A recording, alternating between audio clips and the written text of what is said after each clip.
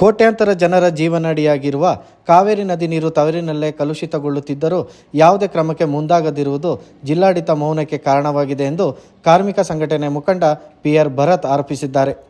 ಕರ್ನಾಟಕ ಮಾಲಿನ್ಯ ನಿಯಂತ್ರಣ ಮಂಡಳಿ ನದಿ ನೀರನ್ನು ಪ್ರತಿ ವರ್ಷ ಪರಿಶೀಲನೆ ಸಂದರ್ಭ ಜಾನುವಾರುಗಳು ಕುಡಿಯಲು ಯೋಗ್ಯವಲ್ಲದ ನೀರೆಂದು ಘೋಷಣೆ ಮಾಡಿದ್ದರೂ ಮುಂಜಾಗ್ರತಾ ಕ್ರಮ ಕೈಗೊಳ್ಳಲಾಗದ ಪಂಚಾಯಿತಿ ಹಾಗೂ ಜಿಲ್ಲಾಡಳಿತ ನಿರ್ಲಕ್ಷ್ಯ ತೋರುವುದರಿಂದಲೇ ನದಿ ಕಲುಷಿತಗೊಳ್ಳುತ್ತಿದೆ. ಸಿದ್ದಾಪುರ ನೆಲ್ಲುತ್ಕೇರಿ ಗ್ರಾಮ ಪಂಚಾಯಿತಿ ವ್ಯಾಪ್ತಿಯಲ್ಲಿ ಹಲವು ವರ್ಷಗಳಿಂದಲೂ ತ್ಯಾಜ್ಯ ಸುರಿಯಲು ಸೂಕ್ತ ಜಾಗದ ವ್ಯವಸ್ಥೆ ಇಲ್ಲದೆ ಕಾವೇರಿ ನದಿ ದಡ ಸೇರಿದಂತೆ ಗ್ರಾಮ ವ್ಯಾಪ್ತಿಗಳಲ್ಲಿ ತ್ಯಾಜ್ಯ ವಿಲೇವಾರಿ ಮಾಡಲಾಗುತ್ತಿದೆ. ಸ್ವಚ್ಛತೆ, ಪರಿಸರ ಜಾಗೃತಿ ಮೂಡಿಸಬೇಕಾದ ಪಂಚಾಯಿತಿ ಎಲ್ಲೆಂದರಲ್ಲಿ ತ್ಯಾಜ್ಯ ವಿಲೇವಾರಿಗೆ ಮುಂದಾಗಿರುವುದರಿಂದ 2 ಗ್ರಾಮಗಳು ತ್ಯಾಜ್ಯದ ರಾಶಿಯೊಂದಿಗೆ ಸಾರ್ವಜನಿಕರು, ಶಾಲಾ ವಿದ್ಯಾರ್ಥಿಗಳು ಮೂಗು ಮುಚ್ಚಿ ನಡೆದಾಡಬೇಕಾದ ಪರಿಸ್ಥಿತಿ ನಿರ್ಮಾಣವಾಗಿದೆ. ಕಾವೇರಿ ನದಿ ದಡದಲ್ಲಿ ತ್ಯಾಜ್ಯದ ರಾಶಿ ಹೆಚ್ಚಿನ ಸಂಖ್ಯೆಯಲ್ಲಿ ಕಂಡುಬರುತ್ತಿದ್ದು, ಗ್ರಾಮದ ಚರಂಡಿಗಳ ಮೂಲಕ ಕಲುಷಿತ ನೀರು ನೇರವಾಗಿ ನದಿ ಸೇರುತ್ತಿದೆ.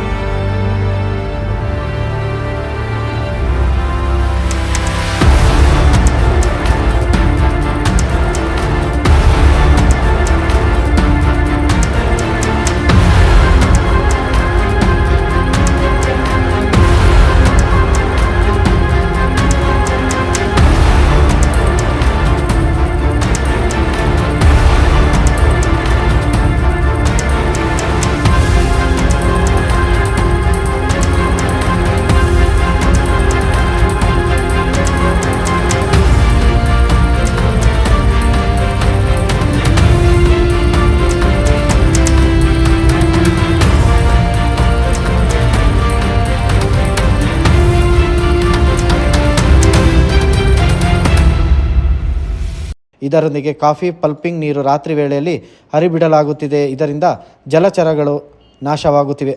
ಜನಪ್ರತಿನಿಧಿಗಳು ಶುಚಿತ್ವ ಹಾಗೂ ಪರಿಸರ ಕಾಳಜಿಯನ್ನು ತೋರದೆ ಗ್ರಾಮ ಪಂಚಾಯಿತಿಗಳಿಗೆ ಸೂಕ್ತ ಜಾಗದ ವ್ಯವಸ್ಥೆ ಮಾಡಿಕೊಡಲು ಸಾಧ್ಯವಾಗದೆ ಅಸಹಾಯಕತೆ ತೋರುತ್ತಿರುವುದರಿಂದಲೇ ಹೊರ ರಾಜ್ಯ ಜಿಲ್ಲೆಗಳಿಂದ ಬರುವ ಜನರು ಮೂಗು ಮುಚ್ಚಿ ಬರಬೇಕಾದ ಪರಿಸ್ಥಿತಿ ನಿರ್ಮಾಣವಾಗಿದೆ. ಕಾವೇರಿ ನದಿ ನಿರಂತರವಾಗಿ ದಿನನಿತ್ಯವೂ ಕೂಡ ಅದು ಹೆಚ್ಚು ಕಲುಷಿತಗೊಳ್ತಾ ಇರತಕ್ಕಂಥ ಸ್ಥಿತಿಗಳನ್ನು ನಾವು ಕಾಣ್ತಾ ಇದ್ದೀವಿ. ಇತ್ತೀಚಿನ ಇರತಕ್ಕಂಥ ಸರ್ವೆಗಳು ಏನು ಹೇಳ್ತದೆ ಅಂತ ಹೇಳಿದ್ರೆ, ಹಲವಾರು ಸರ್ವೆಗಳು ಬಂದಿದೆ. ಇತ್ತೀಚೆಗೆ ಬಂದ ಸರ್ವೆನೂ ಕೂಡ ಏನು ಹೇಳ್ತದೆ ಅಂತ ಹೇಳಿದ್ರೆ, ಕಾವೇರಿ ನೀರು ಏನು ಪ್ರಾಣಿಗಳಿಗೂ ಕೂಡ ಕುಡಿಯಲಾರದಷ್ಟು ಕೆಟ್ಟೋಗಿದೆ ಅನ್ನತಕ್ಕಂಥ ರೀತಿಯಲ್ಲಿ ಇವತ್ತು ಸರ್ವೆ ಬಂದಿದೆ.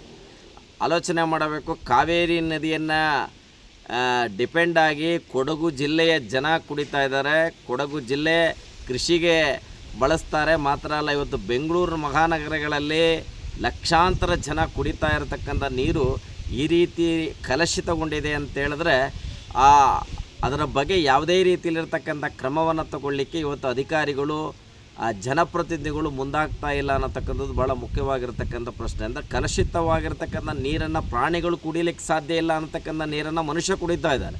പക്ഷേ ಇದರ ಬಗ್ಗೆ ಅಧಿಕಾರಿಗಳಿಗೆ ಯಾವುದೇ ರೀತಿಯಲ್ಲಿರ್ತಕ್ಕಂಥ ಕಾಳಜಿ ಇಲ್ಲ ಅನ್ನತಕ್ಕಂಥದ್ದು ನಿಜವಾಗಿಯೂ ಕೂಡ ಒಂದು ನಮ್ಮ ಪರಿಸ್ಥಿತಿ ಯಾವ ರೀತಿಯಲ್ಲಿ ಇದೆ ಅನ್ನತಕ್ಕಂಥದ್ದನ್ನು ಆಲೋಚನೆ ಮಾಡಬೇಕು. ಇನ್ನೊಂದು ಕಡೆ ನಾವು ಗಮನಿಸಬೇಕಾಗಿರತಕ್ಕಂಥದ್ದು, ಇವತ್ತು ಸಿದ್ದಾಪುರ ಮತ್ತು ನೆಲ್ಯಾವುದಿಕೇರಿ 2 ಗ್ರಾಮ ಪಂಚಾಯತ್ ಇದೆ.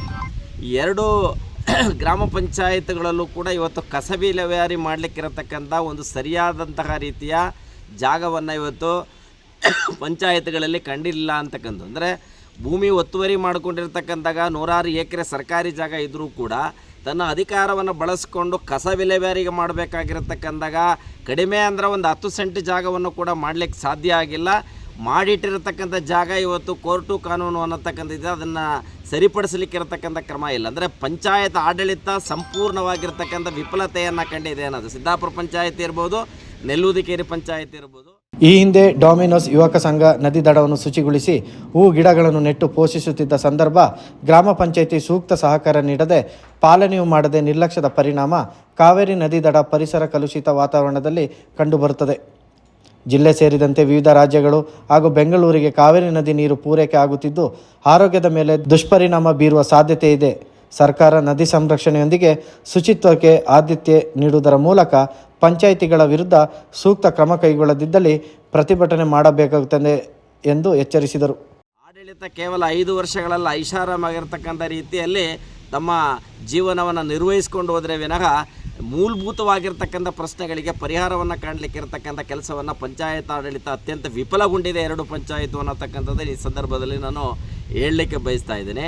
ಅದರಿಂದ ಇವತ್ತು ಈ ಕುಲುಷಿತವಾಗಿರ್ತಕ್ಕಂಥ ನೀರು ಯಾವ ರೀತಿಯಲ್ಲಿ ಅಂತ ಹೇಳಿದ್ರೆ ಚರಂಡಿಯ ನೀರುಗಳನ್ನು ನೇರವಾಗಿ ಇವತ್ತು ಕಾವೇರಿ ಒಳಗೆ ಕಳಿಸ್ತಾ ಇದ್ದಾರೆ. ಕಾಪಿ ಫಲ್ಪರಿಂಗ್ ನೀರನ್ನು ಕಳಿಸ್ಬಾರ್ದು ಒತ್ತಾಯಗಳು ಆಗಿಂದಾಗಾದರೂ ಕೂಡ ಕೇಳುವವರಿಲ್ಲ ಹೇಳೋವರಿಲ್ಲ. ಎಲ್ಲವೂ ಕೂಡ ಕಾಪಿ ಫಲ್ಪರಿಂಗ್ ಆಗಿರ್ತಕ್ಕಂಥ ನೀರುಗಳನ್ನು ಇವತ್ತು ಕಾವೇರಿ ನದಿಯಲ್ಲಿ ಕಾವೇರಿ ನದಿಗಳಲ್ಲಿ ನದಿಯೊಳಗಡೆ ಮೀನುಗಳೇ ಇಲ್ಲ, ಎಲ್ಲವೂ ಕೂಡ ಸತ್ತೋಗ್ತಾ ಇದೆ. ಯಾಕಂದರೆ ಗೊಬ್ಬರ ಚೀಲಗಳನ್ನು ತೊಳೆಯತಕ್ಕಂಥದ್ದು, ಕಾಪಿ ಫಲ್ಪರಿಂಗ್ ನೀರು ಬಿಡ್ತಾ ಇರತಕ್ಕಂಥ ವಿಷ ಜಂತಾಗಿರ್ತಕ್ಕಂಥ ಎಲ್ಲವನ್ನು ಕೂಡ ಇವತ್ತು ಕಾವೇರಿ ನದಿ ಒಳಗಡೆ ಅಂದರೆ ಚರಂಡಿಗಳು ಸಮರ್ಪಕವಾಗಿಲ್ಲ. ಚರಂಡಿಗಳ ಕೊಳಚೆ ನೀರುಗಳು, ಬಾತ್ರೂಮ್ ಟಾಯ್ಲೆಟ್ ನೀರುಗಳು ಕೂಡ ಇವತ್ತು ನೇರವಾಗಿ ಅದು ಕಾವೇರಿ ನದಿಗೆ ಬಂದು ಸೇರ್ತಾ ಇದೆ ಅನ್ನತಕ್ಕಂಥದ್ದನ್ನು ಅಧಿಕಾರಿಗಳು ಇವತ್ತು ಕಾಣ್ತಾ ಇಲ್ಲ, ಜನಪ್ರತಿನಿಧಿಗಳು ಕಾಣ್ತಾ ಇಲ್ಲ ಅಂತಕ್ಕಂಥದ್ದು ಇವತ್ತು ಗಮನಾರ್ಹವಾಗಿರ್ತಕ್ಕಂಥ ವಿಷಯ. ಅದರಿಂದ ಇವತ್ತು ಕಾವೇರಿ ತೀರ್ಥೋದ್ಭವ ಆಗ್ತದೆ. ನಾವೆಲ್ಲ 17 ಈ ಜಿಲ್ಲೆ ದೊಡ್ಡ ಮುಖ್ಯವಾಗಿರ್ತಕ್ಕಂಥ ಒಂದು ಕ್ಷೇತ್ರ ತಲಕಾವೇರಿಯಲ್ಲಿ ಪುಣ್ಯಕ್ಷೇತ್ರದಲ್ಲಿ ಕಾವೇರಿ ಉದ್ಭವ ಆಗ್ತದೆ.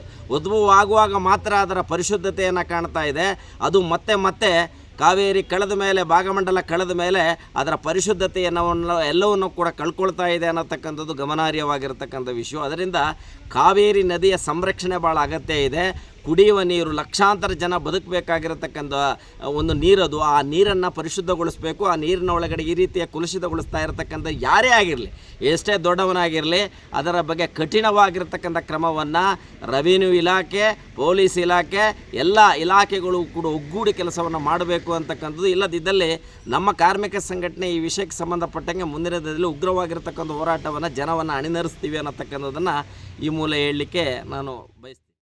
ಡಾಮಿನಸ್ ಯುವಕ ಸಂಘದ ಅಧ್ಯಕ್ಷ ಶೌಕತ್ ಮಾತನಾಡಿ, ಹಲವು ವರ್ಷಗಳಿಂದ ಸಂಘದ ಮೂಲಕ ಪರಿಸರ ಶುಚಿತ್ವಕ್ಕೆ ಆದ್ಯತೆ ನೀಡಿ ಸ್ವಚ್ಛಗೊಳಿಸುವ ಕಾರ್ಯಕ್ರಮವನ್ನು ಹಮ್ಮಿಕೊಂಡು ಈ ಹಿಂದೆ ನದಿ ಪ್ರದೇಶವನ್ನು ತ್ಯಾಜ್ಯ ಮುಕ್ತವನ್ನಾಗಿ ಮಾಡಲು ಹೂವಿನ ಗಿಡಗಳನ್ನು ನೆಡಲಾಗಿತ್ತು. ಗ್ರಾಮ ಪಂಚಾಯತಿ ನಿರ್ಲಕ್ಷ್ಯದಿಂದ ಎಲ್ಲವೂ ತ್ಯಾಜ್ಯಮಯವಾಗಿದೆ. ರಾಶಿ ತ್ಯಾಜ್ಯ ತುಂಬು ತುಳುಕುತ್ತಿದ್ದರೂ ಶುಚಿತ್ವಕ್ಕೆ ಮುಂದಾಗದೆ ನಿರ್ಲಕ್ಷ್ಯ ತೋರುತ್ತಿರುವ ಪರಿಣಾಮ ತ್ಯಾಜ್ಯ ನದಿಯೊಂದಿಗೆ ಸೇರಿ ಮಲಿನವಾಗುತ್ತಿದೆ. ಜಿಲ್ಲಾಡಳಿತ ಸೂಕ್ತ ಕ್ರಮ ಕೈಗೊಳ್ಳಬೇಕೆಂದು ಒತ್ತಾಯಿಸಿದರು. ಸಂಘ ನೆಲ್ಲೂರಿಕೆರೆಯಿಂದ ನಮ್ಮ ಸಂಘದ ವತಿಯಿಂದ ಈ ಒಂದು ಕಾವೇರಿ ಸೇತುವೆ ಬದಿಯಲ್ಲಿ ಏನೋ ತ್ಯಾಜ್ಯಗಳು ಸುಮಾರು ವರ್ಷದಿಂದ ಸುರಿತಾ ಇದ್ದರು.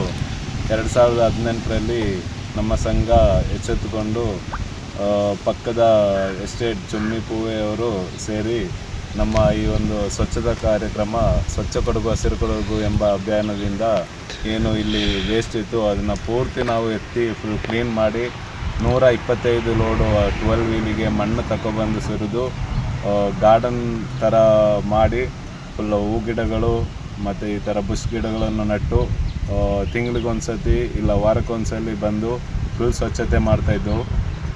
ಇವಾಗ ಇತ್ತೀಚೆಗೆ ಇವಾಗ ಮೇಲುಗಡೆ ನೆಲ್ಲೂರಿಕೆರೆ ಪಂಚಾಯತಿಯಲ್ಲಿ ಹಾಗೂ ಸಿದ್ದಾಪುರ ಪಂಚಾಯತಿಯಲ್ಲಿ ಕ್ಯಾಮರಾ ಅಳವಡಿಸಿದ್ರಿಂದ ಜನಗಳು ತೀರಾ ಇವಾಗ ಪುನಃ ಇಲ್ಲಿ ಬಂದು ಕಸವನ್ನು ಸುರಿತಾ ಇದ್ದಾರೆ.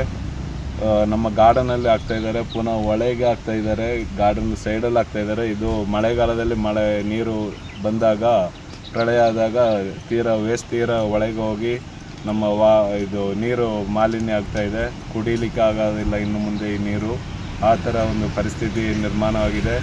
ಈ ಮಧ್ಯದಲ್ಲಿ 2 ತಿಂಗಳ ಹಿಂದುಗಡೆ ಈ ರೆಸಾರ್ಟ್ ಮುಖಾಂತರ ಏನೋ ಸ್ವಚ್ಛತಾ ಅಭಿಯಾನ ನಡೆಸಿದ್ರು. ಅದರಲ್ಲೂ ನಾವು ಪಾಲ್ಗೊಂಡು ನಮ್ಮ ಈ ಭಾಗದಲ್ಲೇ ಈ ಪಕ್ಕದಲ್ಲೇ ನಾವು ಫುಲ್ ಸ್ವಚ್ಛತೆಯನ್ನು ಮಾಡಿದ್ದೀವಿ. ಅಂದರೂ ಇವಾಗ 1 ತಿಂಗಳ ಒಳಗಡೆ ಪುನಃ ನೋಡಿ ಯಾವ ರೀತಿ ವೇಸ್ಟ್ ತಗೊಬಂದು ಹಾಕಿದ್ದಾರೆ ಅಂತ ಈ ಮೂಲಕ ಹೇಳಿ. ಇನ್ನು ಮುಂದೆ ಇವಾಗ 1 ವಾರದಲ್ಲೇ ಈ ಒಂದು ವೇಸ್ಟನ್ನು ಇಲ್ಲಿಂದ ಕ್ಲೀನ್ ಮಾಡಿಲ್ಲ ಅಂದರೆ 2 ಪಂಚಾಯತಿಗೂ, ಸಿದ್ದಾಪುರ ಪಂಚಾಯತಿ ಹಾಗೂ ನೆಲ್ಲೂರಿಕೆರೆ ಪಂಚಾಯತಿಗೆ ತಂದು ಪಂಚಾಯತಿ ಮುಂದುಗಡೆ ಈ ವೇಸ್ಟನ್ನು ತಂದು ಹಾಕ್ತೀವಿ. ಸ್ವಚ್ಛ ಭಾರತ್ ಅಂತ ಹೇಳ್ಬಿಟ್ಟು ಏನು ಅಭಿಯಾನ ಇದೆ, ಅದರಲ್ಲೂ ಈ ಯಾವುದೇ ರೀತಿಯ ಒಂದು ಅಭಿವೃದ್ಧಿ ನಾವು ಕಂಡಿಲ್ಲ. ಇನ್ನು ಮುಂದೆ ಆದರೂ ಇದು ಕ್ಲೀನ್ ಮಾಡಿ ಇದಕ್ಕೆ ಸ್ವಚ್ಛತೆಗೆ ಒಂದು ಒಳ್ಳೆಯ ರೀತಿಯ ಸ್ವಚ್ಛತೆಯನ್ನು ನಾವು ಮುಖಾಂತರ ಎಮ್ ಎಲ್ ಎ ಮತ್ತು MP ಗಳಿಗೆ ಈ ಮೂಲಕ ತಿಳಿಸಲಿದ್ದೇವೆ. ಸಾಮಾಜಿಕ ಕಾರ್ಯಕರ್ತ ಅಜೀಜ್ ಮಾತನಾಡಿ, ನೆಲ್ಲುತ್ಕೆರೆ ಸಿದ್ದಾಪುರ ಪಂಚಾಯಿತಿ ಆಡಳಿತ ನಿರ್ಲಕ್ಷ್ಯದಿಂದ ಪವಿತ್ರ ಕಾವೇರಿ ನದಿ ಕಲುಷಿತಗೊಳ್ಳುತ್ತಿದೆ. ತ್ಯಾಜ್ಯ ವಿಲೇವಾರಿಗೆ ಸೂಕ್ತ ಜಾಗ ಕಂಡುಕೊಳ್ಳಲಾಗದ ಗ್ರಾಮ ಪಂಚಾಯಿತಿ ಆಡಳಿತ ಮಂಡಳಿ ಪರೋಕ್ಷವಾಗಿ ತ್ಯಾಜ್ಯ ಎಲ್ಲೆಂದರಲ್ಲಿ ಸುರಿಯಲು ಮುಂದಾಗಿದೆ. ಗ್ರಾಮ ಪಂಚಾಯಿತಿ ಆಡಳಿತದ ವಿರುದ್ಧ ಸೂಕ್ತ ಕ್ರಮ ಕೈಗೊಳ್ಳಬೇಕೆಂದು ಒತ್ತಾಯಿಸಿದರು. ಗ್ರಾಮ ಪಂಚಾಯಿತಿಯು ಬಹಳ ನಿರ್ಲಕ್ಷ್ಯತನ ತೋರ್ತಾ ಇದೆ. ಇಡೀ ಈ ಗ್ರಾಮದ ಏನು ತ್ಯಾಜ್ಯಗಳಿದೆ ಅದನ್ನು ತಂದು ಕಾವೇರಿ ನದಿ ದಡದಲ್ಲಿ ರಾಜಾರೋಷವಾಗಿ ಸುರಿತಾ ಇದ್ದಾರೆ. ಎಷ್ಟೇ ಇದರ ಬಗ್ಗೆ ಯಾವ ಸಂಘ ಸಂಸ್ಥೆಗಳಾಗಲಿ ಜನಪ್ರತಿನಿಧಿಗಳು ಈ ಕಡೆ ತಿರುಗಿ ನೋಡ್ತಾ ಇಲ್ಲ. ಸಂಘ ಸಂಸ್ಥೆಗಳು ಮಾತ್ರ ಈ ಬಗ್ಗೆ ಧ್ವನಿ ಎತ್ತೋದು, ಆಚೆ ಈಚೆ ಧ್ವನಿ ಎತ್ತೋದು, ಒಂದೆರಡು ದಿನ ಅದ್ರ ಬಗ್ಗೆ ಚರ್ಚೆ ಆಗುತ್ತೆ. ಅದು ಬಿಟ್ಟು ಯಾವುದೇ ಪರಿಹಾರ ಈ ಒಂದು ಸಮಸ್ಯೆಗೆ ದೊರೀತಾ ಇಲ್ಲ. ಬಹಳ ವರ್ಷದಿಂದ ಅನುಭವಿಸ್ತಾ ಇರುವಂಥ ಸಮಸ್ಯೆ ಇದು. ನೆಲ್ಲಿಯಾದಿಕೆರೆಯಿಂದ ತ್ಯಾಜ್ಯ ನೀರು ನೇರವಾಗಿ ಕಾವೇರಿ ನದಿಗೆ ಬಿಡ್ತಾ ಇರುವಂಥದ್ದು. ಅದೇ ರೀತಿ ಸಿದ್ದಾಪುರದ ತ್ಯಾಜ್ಯಗಳನ್ನು ತಂದು ಅದು ಯಾವುದೋ ಗುತ್ತಿಗೆದಾರನಿಗೆ ಕೊಟ್ಟಿರುವಂಥದ್ದು ಗುತ್ತಿಗೆಗೆ ಅವ್ರು ತಂದು ನದಿ ಬದಿಯಲ್ಲಿ ಸುರಿತಾ ಇದ್ದಾರೆ. ಅಲ್ಲೇ ಪಕ್ಕದಲ್ಲಿ ಕ್ಯಾಮರಾ ಕೂಡ ಅಳವಡಿಸಲಾಗಿದೆ. ಇಷ್ಟರವರೆಗೆ ಯಾವುದೇ ಕ್ರಮವನ್ನು ತೆಗೆದುಕೊಳ್ಳಿಲ್ಲ. ಇಲ್ಲಿನ ಕೆಲವೊಂದು ಸಂಘ ಸಂಸ್ಥೆಗಳು, ಡಾಮಿನೋಸ್ ಯುವಕ ಸಂಘ ಇರ್ಬೋದು, ಮುತ್ತಪ್ಪ ಯುವಕರ ಸಮಿತಿ ಇರ್ಬೋದು, ಸುಮಾರು ಸಂಘ ಸಂಸ್ಥೆಗಳು ಸೇರಿ ಆ ಭಾಗವನ್ನು ಶುಚಿಯಾಗಿಡಲು ಸುಮಾರು ಪ್ರಯತ್ನ ಪಡ್ತಾ ಇದೆ. ಆದರೆ ಯಾವುದೇ ಫಲ ಕಾಣ್ತಾ ಇಲ್ಲ. ಇದು ಮುಂದಿನ ದಿನಗಳಲ್ಲಿ ಬಹಳ ಅನಾಹುತ ಆಗುವಂಥ ಸಾಧ್ಯತೆ ಕೂಡ ಇದೆ. ಈ ಒಂದು ವಿಚಾರನ ಗಂಭೀರವಾಗಿ ಜನಪ್ರತಿನಿಧಿಗಳು ಹಾಗೂ ಅಧಿಕಾರಿಗಳು ಗಂಭೀರವಾಗಿ ತೆಗೆದುಕೊಳ್ಳಿಲ್ಲ ಅಂದರೆ ಮುಂದಿನ ದಿನಗಳಲ್ಲಿ ನಮಗೆ ಕುಡಿಲಿಕ್ಕೆ ಕಾವೇರಿ ಶುದ್ಧ ನೀರು ಸಹ ಸಿಗೋದಿಲ್ಲ ಅಂತ ಹೇಳಲಿಕ್ಕೆ ಬಯಸ್ತಾ ಇದ್ದೀನಿ. ವಿಶೇಷ ವರದಿ PV ಅಂತೋಣಿ, ಸಿದ್ದಾಪುರ. ಅದೇ ಥರ ಒಂದು 4-5 ರೀತಿ ಮಾಡಿದರೆ ಗ್ಯಾರಂಟಿಯಾಗಿ ಮಾಡಲಿಕ್ಕಾಗುತ್ತದೆ, ಸಕ್ಸಸ್ ಆಗುತ್ತೆ. 90% ಫಿಲ್ಟರ್ ಆಗುತ್ತೆ. ಇಲ್ಲಿ ವರ್ಷಕ್ಕೊಂದ್ಸತಿ ಅಲ್ಲಿ ಇವಾಗ ನಾವು ಆ ತೋಡಿಗೆ ರಸ್ತೆಗೆ ಒಂದು ಇದ್ದಾರೆ ಸರ್, ಮೆಂಟಲ್ ಏನೋ ರಸ್ತೆ ಇದೆಯಲ್ಲ, ಆ ತರ ರಸ್ತೆನೂ ಮೇಂಟೈನ್ ಮಾಡ್ಬೇಕು. ಯಾಕಂದ್ರೆ ವರ್ಷಕ್ಕೊಂದ್ಸತಿ ಅದು ನಾವು ಪೇ ಮಾಡಬೇಕು. ಡ್ರೈ ಆಗೋ ಟೈಮಲ್ಲಿ ಮಣ್ಣಲ್ಲಿ ಚೇಂಜ್ ಮಾಡಿದ್ರೆ ನೆಕ್ಸ್ಟ್ ಇಯರ್ಗೆ ಫಿಲ್ಟರ್ ಆಗುತ್ತೆ. ಆ ತರ ಮಾಡಿದ್ರೆ ಬೆಸ್ಟ್ ಅಂತ ನಾನು ಹೇಳ್ತೇನೆ. ಅದು ಒಂದ್ಸತಿ ಅದನ್ನು ಟ್ರೈ ಮಾಡಿ. ಸಿಸಿ ಕ್ಯಾಮ್ರಾ ಹಾಕ್ಸಿ ನೆಕ್ಸ್ಟ್ ನೀವು ಹೇಳಿದ್ರಲ್ಲ ಆ ರೀತಿ ಒಂದು 8 ಅಡಿಗೆ ಅದು ಮಾಡಿದ್ರೆ ಗ್ಯಾರಂಟಿ. ಅಂದ್ರೆ ಅದು ನಾನು ಫಾರಿನ್ ಅಲ್ಲಿ ಅದು ಇವಾಗಲ್ಲ, 2014 ಆ ಟೈಮಲ್ಲಿ ನಾವು ಚೆಕ್ ಮಾಡಿಬಿಟ್ಟು ಹಿಂಗೆ ಮಾಡ್ಬೋದು. ಫಸ್ಟ್ ಇರ್ಬೇಕಾದ್ರೆ ಅರ್ಧತ್ರ ಕೆಸಗಡ್ಡೆ ಹಾಕಿ ಗುಂಡಿ ಮಾಡಿಸಿ ಮಾಡ್ತಾ ಇದ್ವಿ. ಮತ್ತೆ ವರ್ಷಕ್ಕೊಂದ್ಸತಿ ಕ್ಲೀನ್ ಮಾಡಿಸ್ತಾ ಇದ್ದೆ. ಇದು ಏನಾಯ್ತು, ಪೂರ್ತಿಯಾಗಿ ಏನಾದ್ರು ಕಾಂಕ್ರೀಟ್ ಚರಂಡಿ ಮಾಡ್ತೀವಿ. ಇವತ್ತು ಅವ್ರು ಮಣ್ಣಾಗ್ತಿದ್ದಾರೆ, ನೀವು ರಸ್ತೆ ಹೆಂಗೆ ಮಾಡ್ತೀರಾ ಅಂತ ನಾನು ಕೇಳಿದೆ. ಎಲ್ಲಿ ಹೇಳಿ, ಇವಾಗ ಮೇಲಿಂದನೇ ಮಣ್ಣಾಗ್ತಿದ್ದಾರೆ ಹೊರಗಡೆಯಿಂದ. ಇವಾಗ ಈ ತರ ಇವಾಗ ನಾವು ಪ್ರಾಜೆಕ್ಟ್ ಮಾಡಿದ್ರು, ಈ ತರ ರಸ್ತೆ ಮಾಡಿದ್ರು ಹೆಂಗೆ ಇದು ಮಾಡ್ತೀರಾ ಅಂತ ಅದನ್ನ ಬಿಟ್ಟು ಕೆಳಗಡೆ ನಾವು